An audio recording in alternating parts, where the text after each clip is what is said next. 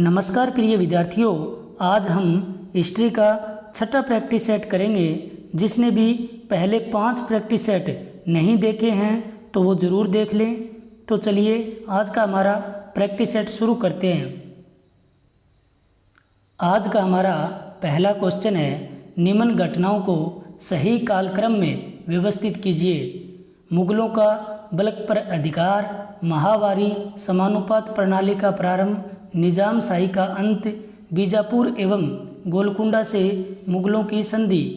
तो सबसे पहले महावारी समानुपात प्रणाली का प्रारंभ हुआ था, उसके बाद निजाम शाही का अंत और फिर बीजापुर एवं गोलकुंडा से मुगलों की संधि हुई थी और सबसे अंत में मुगलों का बलक पर अधिकार। तो इसका राइट आंसर क्या हो जाएगा? 2, 3, 4, 1। ऑप्शन नंबर ए के इसका राइट हो जाएगा। प्रिय विद्यार्थियों, महावारी समानुपात प्रणाली का प्रारंभ शाहजहां के शासनकाल के प्रारंभिक वर्षों में शुरू हुआ था और 1633 ईस्वी में महावत खां ने निजाम शाही शासकों से दौलताबाद का किला छीन लिया। उसने फतेह खां और हुसैन निजाम शाह को कैद कर लिया। निजाम शाह को ग्वालियर किले में कैद कर लिया गया। इसके उपरांत मुर्तज़ा निजाम शाह तृतीय की उपाधि से गद्दी पर बैठा और 1636 ईस्वी की संधि के द्वारा निजाम शाही शासन का अंत कर दिया गया। 1636 ईस्वी में गोलकुंडा और बीजापुर के शासकों ने मुगल साम्राज्य से संधि कर ली और 1646 ईस्वी में मुगलों का बलक पर प्रथम अधिकार हुआ था। नेक्स्ट क्वेश्चन, निम्नलिखित को सही कालक्रम के अनुसार व्यवस्थित कीजिए। शहजादे अकबर का दक्कन पलायन, औरंगजेब द्वारा गोलकुंडा की विजय, शाइस्ता खां का चितगांग पर अधिकार, गुरु गोविंद सिंह द्वारा खालसा की स्थापना। प्रिय विद्यार्थियों, शाइस्ता खां का चितगांग पर अधिकार 1665 में होता है और जो शहजादे अकबर का दक्कन पलायन था वो था 1681 ईस्वी में। औरंगजेब द्वारा गोलकुंडा की विजय 1687 में और जो खालसा पंथ की स्थापना हुई थी गुरु गोविंद सिंह द्वारा वो हुई थी 1699 में। तो इसका राइट आंसर क्या हो जाएगा? 3, 1, 2, 4। ऑप्शन नंबर बी इसका राइट हो जाएगा। नेक्स्ट क्वेश्चन, नीचे 2 वक्तव्य दिए गए हैं, एक को कथन ए और दूसरे को कारण आर कहा गया है। कथन ए दे रखा है, औरंगजेब के शासनकाल के उत्तरार्ध में मुगल अमीर वर्ग में राजपूत मनसबदारों की संख्या में कमी आई। तो कथन तो एकदम सही है और जो कारण दे रखा है इसका वो है, औरंगजेब ने दक्कन से आए अमीरों को बड़ी संख्या में जागीरें प्रदान की। तो कारण भी एकदम सही है, लेकिन कारण का कथन के साथ सीधा कोई संबंध नहीं है, तो कारण कथन की व्याख्या नहीं कर रहा। तो इसका राइट आंसर क्या हो जाएगा? Option number B. ए और आर दोनों सही है किंतु आर ए की सही व्याख्या नहीं है। नेक्स्ट क्वेश्चन, 18वीं शताब्दी के मुगल सम्राटों के नाम पर विचार कीजिए। आलमगीर द्वितीय, अहमद शाह, जहांदर शाह और मोहम्मद शाह। प्रिय विद्यार्थियों, जहांदर शाह का शासनकाल 1712 ईस्वी से 1713 ईस्वी तक था और जो मोहम्मद शाह का शासनकाल था वो था 1719 ईस्वी से 1748 ईस्वी तक और अहमद शाह का शासनकाल रहा है 1748 ईस्वी से 1754 ईस्वी तक और आलमगीर द्वितीय का शासनकाल रहा है 1754 ईस्वी से 1759 ईस्वी तक। तो इसका राइट आंसर हो जाएगा 3, 4, 2, 1। ऑप्शन नंबर सी इसका राइट हो जाएगा। नेक्स्ट क्वेश्चन, नीचे 2 वक्तव्य दिए गए हैं, एक को कथन ए और दूसरे को कारण आर कहा गया है। कथन ए दे रखा है, 17वीं शताब्दी के अंत तक इंग्लिश इंडिया कंपनी ने पुर्तगाली और डच व्यापारिक प्रतिद्वंदियों को अपने मार्ग से हटा दिया। तो कथन तो एकदम सही है और कारण क्या दे रखा है, इंग्लिश व्यापारी उच्च कोटि के माल को सस्ती दरों पर बेचते थे। तो कारण तो एकदम गलत हो गया। तो राइट आंसर क्या हो जाएगा? Option number C. ए सत्य है किंतु आर असत्य है। नेक्स्ट क्वेश्चन, रॉबर्ट क्लाइव ने मुगल शासक से बंगाल, बिहार और उड़ीसा की दीवानी किस वर्ष में स्वीकार की थी? ए 1761, बी 1765, सी 1778, डी 1781। तो इसका राइट आंसर हो जाएगा option number B 1765।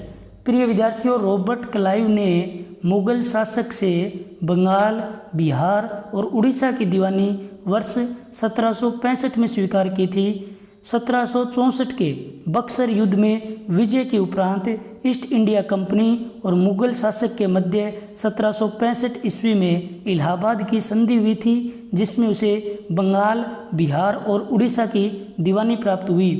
Next question, बसीन संधि 1802 किस किस के बीच हुई थी? इंग्लिश और पेशवा बाजीराव द्वितीय, इंग्लिश और टिप्पू सुल्तान, इंग्लिश और होलकर, इंग्लिश और गायकवाड़। तो इसका राइट आंसर हो जाएगा ऑप्शन नंबर ए, इंग्लिश और पेशवा बाजीराव द्वितीय। प्रिय विद्यार्थियों, बेसिन संधि 1802 ईस्वी में इंग्लिश और पेशवा बाजीराव द्वितीय के मध्य हुई थी। यह संधि अन्य संधियों की अपेक्षा अंग्रेजों के लिए अत्यंत महत्वपूर्ण तथा मराठों के लिए अपमानजनक थी। और देवगांव की संधि 1803 ईस्वी में कंपनी और रघुजी भोंसले के बीच हुई थी। तो 1802 में तो हुई थी बेसिन संधि, जो इंग्लिश और पेशवा बाजीराव द्वितीय के मध्य हुई थी, और देवगांव की संधि 1803 ईस्वी में, इसके एक साल बाद कंपनी और रघुजी भोंसले के बीच हुई थी। नेक्स्ट क्वेश्चन, एनी बेसेंट द्वारा प्रारंभ किया गया स्वराज शासन आंदोलन का लक्ष्य क्या था? ए विदेशी वस्तुओं का बहिष्कार, बी भारतीय जनता को शिक्षित करना, सी भारत के लिए स्वशासन प्राप्त करना, डी प्रशासन में ब्रिटिश एकाधिकार के विरुद्ध आंदोलन करना। तो इसका राइट आंसर हो जाएगा ऑप्शन नंबर सी, भारत के लिए स्वशासन प्राप्त करना। प्रिय विद्यार्थियों, एनी बेसेंट द्वारा प्रारंभ किया गया होम रूल आंदोलन का लक्ष्य भारत के लिए स्वशासन प्राप्त करना था। बाल गंगाधर तिलक ने अप्रैल 1916 में होम रूल लीग की स्थापना बेलगांव में की थी, जबकि एनी बेसेंट ने सितंबर 1916 में अपने होम रूल लीग की स्थापना मद्रास में की थी। Next question, east India company द्वारा स्थापित कारखानों के संबंध में निम्नलिखित में से कौन सा ऐतिहासिक क्रम सही है? सूरत, मसूलीपट्टनम, हुगली, बालासोर। तो प्रिय विद्यार्थियों, मसूलीपट्टनम में कारखाना 1611 ईस्वी में स्थापित हुआ था, और सूरत में 1613 ईस्वी में, और बालासोर में 1633 ईस्वी में, जबकि हुगली में 1686 ईस्वी में ईस्ट इंडिया कंपनी ने अपना कारखाना स्थापित किया था। तो इसका राइट आंसर क्या हो जाएगा? 2, 1, 4, 3। ऑप्शन नंबर बी इसका राइट हो जाएगा। नेक्स्ट क्वेश्चन, इंडियन नेशनल भारतीय राष्ट्रीय कांग्रेस की प्रथम महिला अध्यक्ष कौन थी? A Sarojini Naidu, B Annie Besant, C Sucheta Kripalani, D madam Cama. तो इसका राइट आंसर हो जाएगा बी एनी बेसेंट। प्रिय विद्यार्थियों, इंडियन नेशनल कांग्रेस की प्रथम महिला अध्यक्ष एनी बेसेंट थी, जिन्होंने 1917 में कलकत्ता में कांग्रेस अधिवेशन की अध्यक्षता की थी, और प्रथम भारतीय महिला कांग्रेस अध्यक्ष सरोजिनी नायडू थी, जिन्होंने 1925 में कानपुर अधिवेशन की अध्यक्षता की थी। Next question, poverty and un British rule in India नामक पुस्तक किसने लिखी? A Dadabhai Naoroji, B R C. Dutt, C Charles Wood, D M N. Roy.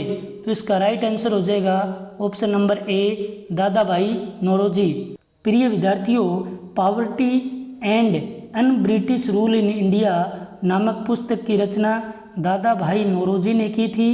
इन्होंने इस पुस्तक में बताया है कि भारतीय गरीबी और भुखमरी का मूल कारण ब्रिटिश रेगुलेशन था। The wants and means of India और on the commerce of India नामक पुस्तक भी दादा भाई नौरोजी द्वारा लिखी गई है। नेक्स्ट क्वेश्चन, निम्नांकित वायसरायों का सही कालानुक्रमिक क्रम क्या है? Northbrook, Minto, Linlithgow, Mayo. तो प्रिय विद्यार्थियों, मेयो का कार्यकाल था 1869 से 1872 ईस्वी तक, और जो नॉर्थब्रुक थे उनका कार्यकाल था 1872 से 1876 ईस्वी तक, और मिंटो द्वितीय का कार्यकाल था 1905 से 1910 ईस्वी तक। लिनलिथगो का कार्यकाल था 1936 से 1944 ईस्वी तक। तो इसका राइट आंसर हो जाएगा 4, 1, 2, 3। ऑप्शन नंबर ए इसका राइट हो जाएगा। नेक्स्ट क्वेश्चन, नीचे दो कथन दिए गए हैं, एक का नाम अभिकथन ए और दूसरे का कारण आर दिया गया है। अभिकथन ए दे रखा है 1857 के विद्रोह का ब्रिटिश द्वारा दमन कर दिया गया था। तो कथन तो एकदम सही है। और जो कारण दे रखा है इसका, कुछ को छोड़कर, जैसे कि झांसी की रानी, बहुत कम भारतीय शासकों ने इस विद्रोह में भाग लिया। तो कारण भी एकदम सही है, और जो कारण है वो अभिकथन की सही सही व्याख्या भी कर रहा है। तो इसका राइट आंसर क्या हो जाएगा? ऑप्शन नंबर ए और आर दोनों सत्य है, और आर ए की सही व्याख्या है। नेक्स्ट क्वेश्चन, निम्नलिखित को क्रमानुसार व्यवस्थित करते हुए दिए गए कूट में से सही उत्तर चुनिए। सेंट थोम युद्ध, पिंडारी युद्ध, बक्सर युद्ध और चंदुर्थी का युद्ध।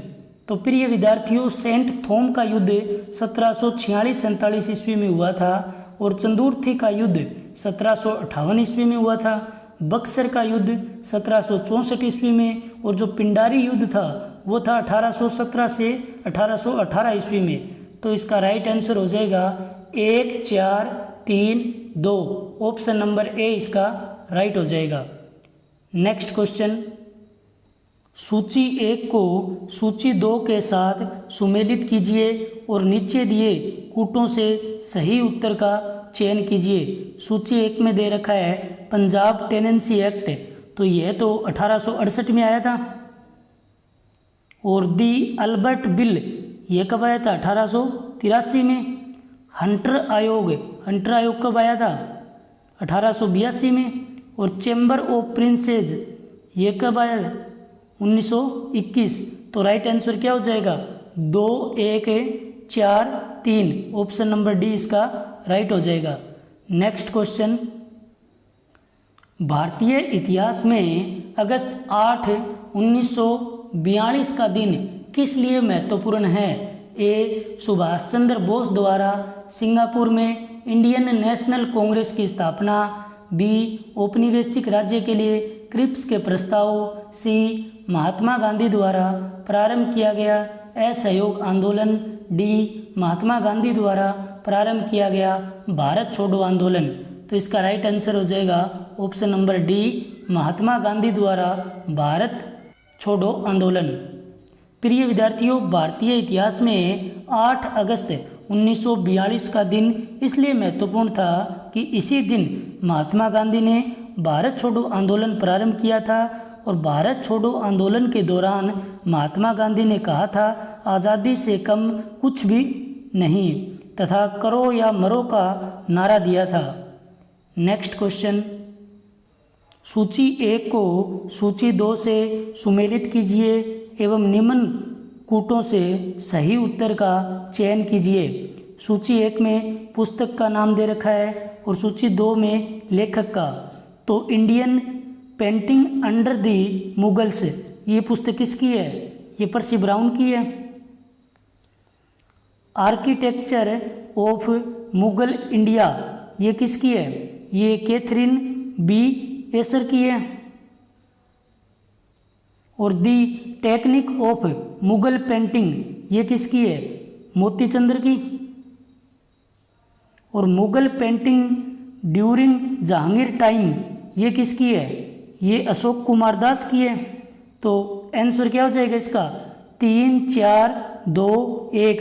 ऑप्शन नंबर डी इसका राइट हो जाएगा। नेक्स्ट क्वेश्चन, सूची 1 को सूची 2 के साथ सुमेलित कीजिए और नीचे दिए कूटों से सही उत्तर का चयन कीजिए। सूची 1 में दे रखा है फ्रीडम एट मिडनाइट, तो ये किसकी है? कॉलिंस एंड लेपियर की। The story of the integration of Indian states, तो ये किसकी है? वीपी मेनन की। और ट्रावनकोर दीवान, ये किसकी है? ये एससीपी रामास्वामी अय्यर की। और सेक्रेटरी ऑफ स्टेट, ये किसकी है? पैथिक लॉरेंस की। तो राइट आंसर क्या हो जाएगा? 1, 3, 2, 4, ऑप्शन नंबर ए इसका राइट हो जाएगा। नेक्स्ट क्वेश्चन, सूची 1 को सूची 2 के साथ सुमेलित कीजिए और नीचे दिए गए कूटों से सही उत्तर का चयन कीजिए। सूची 1 में दे रखा है कर्नल टोड, तो कर्नल टोड ने कौन सी पुस्तक लिखी थी? Annals and antiquities of Rajasthan. और जॉन माल्कम ने कौन सी लिखी थी? Memoir of central India. और C.R. विल्सन ने कौन सी पुस्तक लिखी थी? Early annals of the English in Bengal. और M. विल्क्स ने कौन सी लिखी थी? Historical sketches of south India. तो इसका राइट आंसर क्या हो जाएगा? 2, 1, 4, 3, ऑप्शन नंबर ए इसका राइट हो जाएगा। नेक्स्ट क्वेश्चन, निम्नलिखित युग्मों में से कौन सा युग्म सही नहीं है? ए. निम्न पूरा पाषाण काल, शिकार, खाद्य संग्रहण। बी. उच्च पूरा पाषाण काल, शिकार, खाद्य संग्रहण। सी. मध्य पाषाण काल, शिकार, खाद्य संग्रहण। डी. नव पाषाण काल, खाद्य उत्पादन। तो इसका राइट आंसर क्या हो जाएगा? ऑप्शन नंबर सी, मध्य पाषाण काल, शिकार, खाद्य संग्रहण।